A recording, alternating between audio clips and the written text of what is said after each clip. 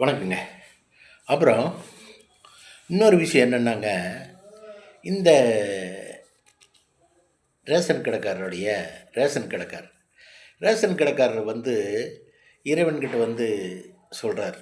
சொல்கிற ரேஷன் கடைக்காரர் பிள்ளைக்கு கல்யாணம் ஆயிடுச்சுங்க. கல்யாணம் ஆகி 2 பெண் குழந்தைகளுக்கு கல்யாணம் ஆகி கொடுத்துட்டார். ரேஷன் கடையில் வேலை பார்க்குறார். 2 பிள்ளைகளில் ஒரு புள்ள வாழை வெட்டியாகி வீட்டுக்கு வந்துருச்சு.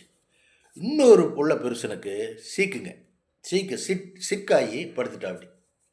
என்னங்க, இன்னொரு பையன் சரியானபடி வேலைக்கு போகிறதில்ல, தண்ணி போட்டு அங்கேயும் இங்கே திரியிறான். நிம்மதியே இல்லைங்க வாழ்க்கையில். அவருக்கு நிம்மதியே இல்லை. எங்கிட்ட வந்தாருங்க. எங்கிட்ட வரும்போது இப்படியெல்லாம் இருக்குதுன்னு சொல்லி அழுது பழகினார். அப்போ நான் சொன்னேன், நான் கேட்டேன், உங்களுக்கு சம்பளம் எவ்வளோங்கன்னு. அவர் சம்பளத்தை சொன்னார். அப்புறம் எப்படிங்க கல்யாணமெல்லாம் பண்ணி வச்சிங்க அப்படின்னு. ரேஷன் கடையிலலாம் வருமானம் வருதில்லைங்க சார். வருமானம் வருதுங்க.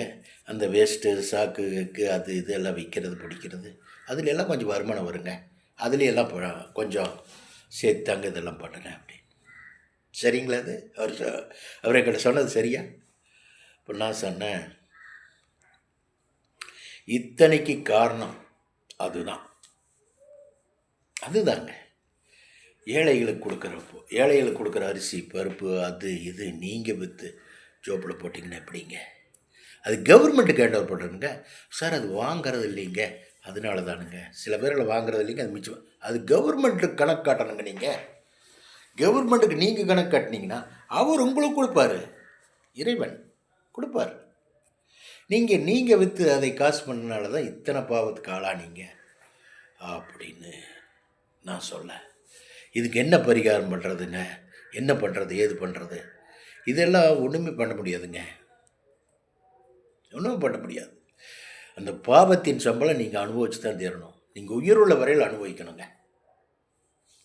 இந்த பிள்ளைகளெல்லாம் கூட்டிகிட்டு போய் வேணுங்கிற அளவுக்கு பரிகாரம் பண்ணுங்க. ஏதோ ஒரு கோயிலில் போய் அறையை முறைன்னு அழுங்க. கொஞ்சம் குறையும். அவர்கிட்ட அழுது மருகுங்க. கொஞ்சம் குறைஞ்சதுன்னா கொஞ்சம் நிம்மதியாக இருக்கலாம் அப்படின்னு நான் சொன்னேங்க. பாவத்தின் சம்பளம் நிம்மதியாகவே இருக்க முடியாதுங்க சார். உழைப்பில்லாத காசில் ஏதாவது பண்ணால் நான் நிம்மதி கிடைக்காதுங்க. வச்சுட்டுங்களா? ஓகே.